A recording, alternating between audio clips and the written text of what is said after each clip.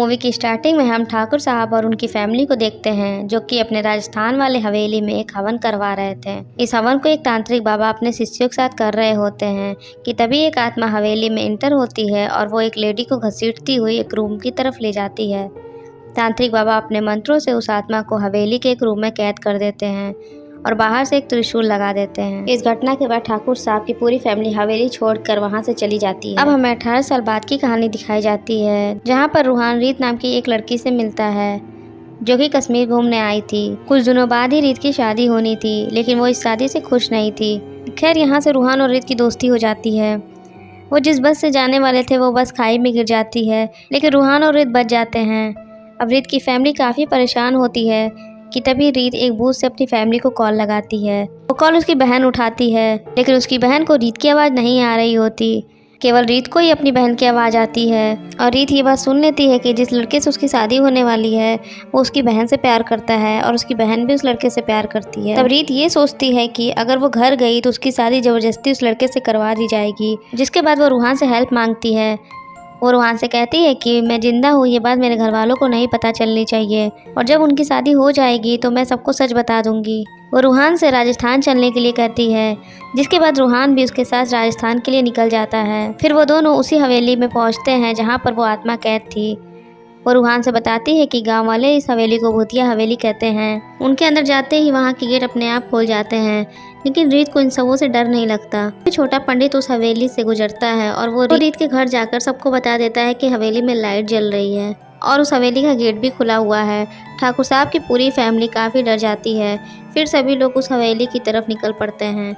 तभी रीत उन लोगों से डर कर वहीं छिप जाती है। तब रूहान उन सबके सामने नाटक करता है कि वो भूतों से बात कर सकता है और उसे रीत की आत्मा ने यहाँ भेजा है ताकि वो उसकी अंतिम इच्छाओं को पूरा कर सके। वो किसी तरह से सबको यकीन दिला देता है और वो बोलता है कि रीत की पहली इच्छा थी कि सभी लोग इस हवेली में आकर साथ साथ रहें, जिसके बाद सभी फैमिली मेम्बर इस हवेली में शिफ्ट हो जाते हैं। अब रीत के कहने पर रूहान फैमिली मेम्बर से कहता है कि रीत की आखिरी इच्छा ये थी कि उसकी बहन की शादी उसी से हो जिससे उसकी शादी होने वाली थी। रीत की आखिरी इच्छा के चलते सभी घर वाले मान जाते हैं। फिर रात में रूहान को अपने ही जैसा दिखने वाला हमशक्ल दिखाई देता है, जो कि जाहिर है कि मंजुलिका ने ही किया होगा, जिसकी वजह से रूहान काफ़ी डर जाता है। और तभी वहाँ पर रीत की भाभी यानी अंजुलिका आ जाती है। वो रूहान को वार्न करती है कि दरवाजे के पीछे मंजुलिका है और ये दरवाज़ा गलती से भी नहीं खुलना चाहिए, वरना इसका अंजाम काफ़ी बुरा होगा। अब रूहान के भूतों से बात करने वाली बात पूरे गाँव में फैल जाती है और धीरे धीरे करके रूहान के पास अपनी परेशानी लेकर लोग आने लगते हैं। रूहान भी सबकी हेल्प करने लगता है, जिसके बाद सभी लोग उसे रूहू बाबा के नाम से फेमस कर देते हैं। लेकिन वहीं दूसरी तरफ छोटे पंडित की फैमिली का रूहान की वजह से बिजनेस ठप हो जाता है। वो रूहान को फंसाने के लिए उसे मुखिया के घर ले जाते हैं, लेकिन रूहान की किस्मत इतनी अच्छी होती है कि वो मुखिया की मरी हुई माँ के पास से छुपा हुआ खजाना निकाल देता है। कुछ दिनों बाद शराब के नशे में रूहान और चाचा जी मंजुलिका वाले बंद दरवाजे के पास जाते हैं, जहाँ पर रूहान गेट पर लगे हुए त्रिशूल को हटा देता है। तभी अचानक से तेज हवाएं चलने लगती हैं, जिससे कि वो काफी डर जाता है और डर कर त्रिशूल गेट में वापस लगा देता है। लेकिन तभी वहाँ अंजुलिका भाभी आ जाती हैं और फिर वो अपनी स्टोरी सुनाने लगती हैं।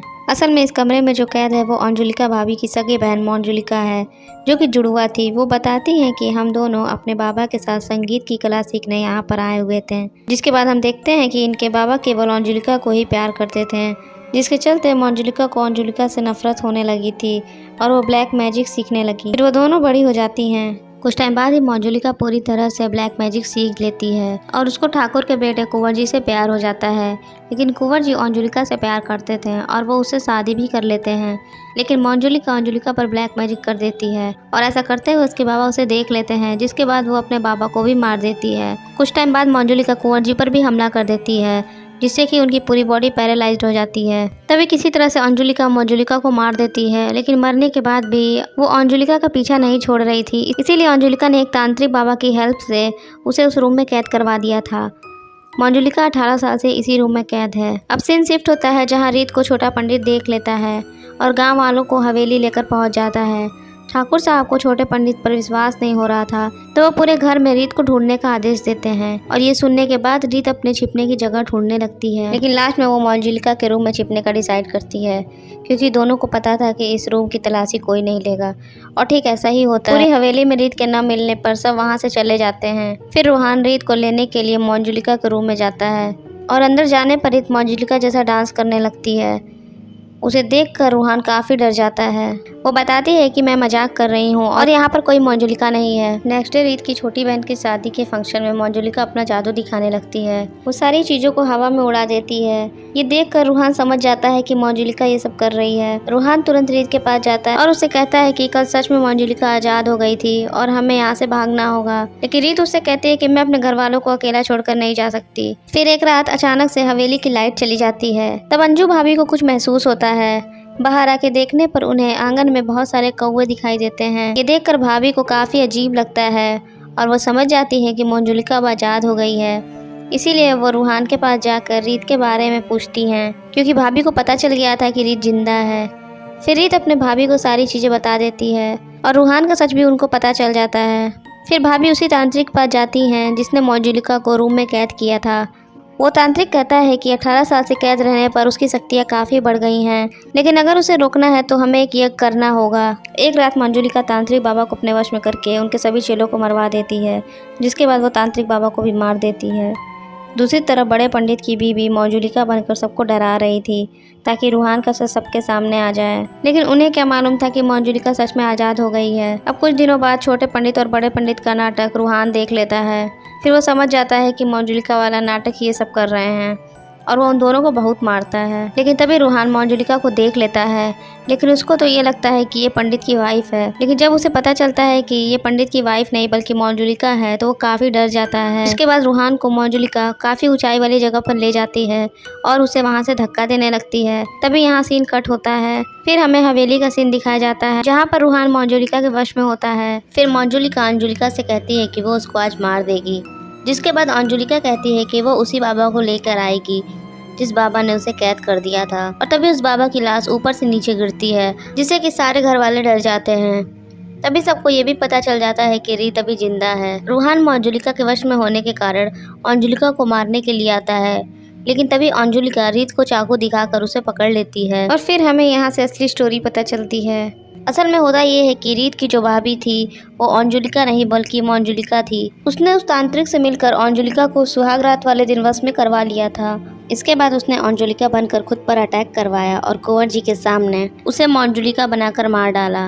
लेकिन कुछ टाइम बाद कुंवर जी को अंजू के रूम से काला जादू की हुई डॉल मिलती है और वो समझ जाता है कि ये अंजुलिका नहीं बल्कि मंजुलिका है। यानी उस रात मंजुलिका नहीं बल्कि अंजुलिका मारी गई थी। जिसके बाद अपना सच छुपाने के लिए मंजुलिका कुंवर जी को छत से धक्का दे देती है, जिससे कि उनकी पूरी बॉडी पैरालाइज्ड हो जाती है। फिर रूहान बताता है कि उस रात जब मंजुलिका की आत्मा से मेरा सामना हुआ था तब मंजुलिका ने मुझे जान से नहीं मारा, बल्कि उसने मुझसे कहा कि रीत को लेकर यहाँ से चले जाओ। और तभी मैं समझ गया कि ये आत्मा मंजुलिका की नहीं बल्कि अंजुलिका की है।